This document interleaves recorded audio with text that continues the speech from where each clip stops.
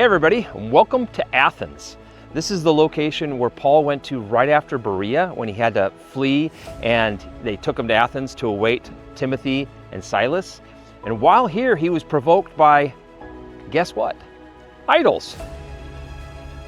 This is the Parthenon, which is on top of Mars Hill, which overlooks all of Athens, and where Paul suddenly was approached by these men who were religious scholars and Stoics and philosophers. And they said, what is it that you're preaching? We want to hear more about this resurrection. And so I'm going to read to you, as you see here, the top of this hill, over top of Athens. I'm going to read to you Acts 17.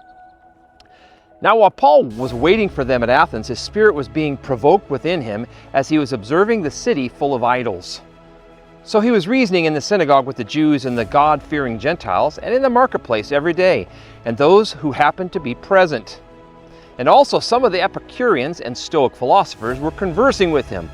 Some were saying, what would this idle babbler wish to say? Others, he seems to be a proclaimer of strange deities, because he was preaching Jesus and the resurrection. And they took him and brought him to the Areopagus, which is right behind us over there. It's a lower spot with some rocks below this temple. So the rest of what you're about to hear, Paul was preaching right below what I'm looking at here, the Parthenon, the worship of Athena on top of this hill. So Paul stood in the midst of the Areopagus and said, Men of Athens, I observe that you are very religious in all respects. For while I was passing through and examining the objects of your worship, I also found an altar with this inscription, To an Unknown God. Now that was just simply a pedestal, kind of like behind me here, that they put a plaque underneath that had no idol because they had left it empty because they didn't want to miss out on any gods and make anybody mad. And so it was just a blank place, a placeholder for the God they do not know. So Paul says, I want to tell you about that. Therefore, what you worship in ignorance, this I proclaim to you.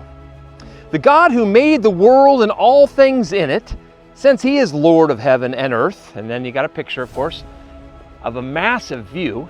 You could almost see Paul just reach out with his hand and say, God made all of this, right? And then it says, the God who made the world and all things in it, since he is Lord of heaven and earth, does not dwell in temples made with hands, nor is he served by human hands. He doesn't live in a temple made by hands. Now that was very, very offensive. So be aware, he's just offended them. Nor is he served by human hands as though he needed anything, since he himself gives to all people life and breath and all things. And he made from one man every nation of mankind to live on all the face of the earth, having determined their appointed times and the boundaries of their habitation. You all live here because God chose it for you. You've chose this place for your God to live. Having determined their appointed times and the boundaries of their habitation, that they would seek God, if perhaps they might grope for him and find him, though he is not far from each one of us. For in him we live and move and have our being, as even some of your own poets have said, for we also are his children.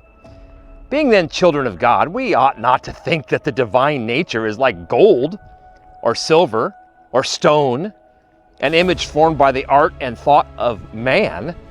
Therefore, having overlooked the times of ignorance, God is now declaring to men that all people everywhere should repent, because he has fixed a day in which he will judge the world in righteousness through a man whom he has appointed, having furnished proof to all men by raising him from the dead. Now, when they heard of the resurrection of the dead, some began to sneer. Actually, it occurs here too. But others said, we shall hear you again concerning this. So Paul went out of their midst. But some men joined him and believed, among whom also were Dionysius the Areopagite, which means he was a leader at the Areopagus down here, and a woman named Damaris, and others with them. And after these things he left Athens and went to Corinth, which is where I will see you next.